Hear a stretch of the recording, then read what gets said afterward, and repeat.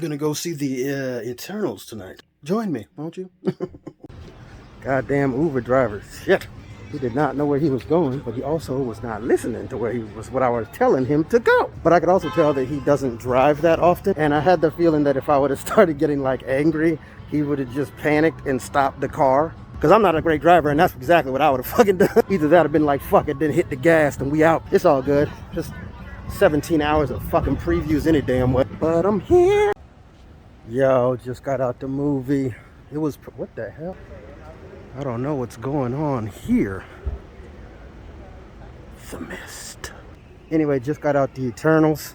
It was okay. I mean, like, it was enjoyable. I think you gotta judge it as the first, though. Like, along the same lines of the first Iron Man, the first Thor, the first Black Panther, things like that. Felt like it could have been a half an hour shorter. There was a lot of times where nothing was really pushing the story along and the dialogue was uninteresting. Felt like you didn't really need that. I think it's the best incarnation I've seen of a speedster since The Incredibles. And it didn't beat you over the head with anything. I actually like that a lot. Like, nobody ever mentions that she's deaf, really. Nobody talks about it. It's not a talking point of the movie and shit. And even if with old boy being gay, like, it wasn't talked about. It wasn't something that they were shoving in your face. For a 7,000-year-old alien, of course he's dipped and dabbled. They all have, guaranteed. If I'm from another planet and I come here and I'm here for 7,000 years, I'm dipping and dabbling. Like, if you an alien, a human's a human. Like, Superman should be fucking dudes, like mad dudes. Like, what is he? He's not from here. Like, literally not from here. Dip and dab? No, damn well Apocalypse done dipped and dabbled. Even like the mutants, like all the best mutants be dipping and dabbling. Deadpool, dipping and dabbling. Wolverine, dipping and dabbling. Iceman don't even be dipping, he just dabble. Like, honestly, if you really think about it, if I had an unlimited healing factor, like if you could heal any wound, and on top of that,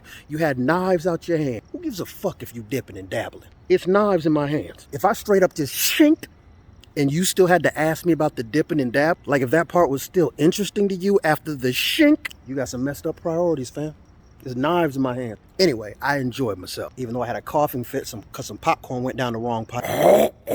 That did not go well in these times. And big dude behind me fell asleep, was snoring while Icarus is spilling his soul. Icarus definitely dip and dabble. Visually, I thought it was awesome.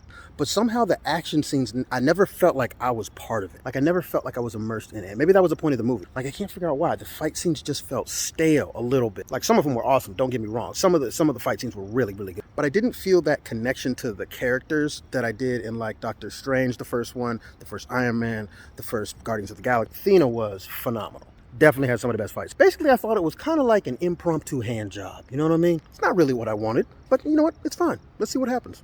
I give it a 3 out of 5. Like, it's not, you know, it doesn't really compete with the best first incarnations of the series or of the MCU, but I enjoyed it as much as I did Ant-Man. And honestly, I look forward to see what they do next.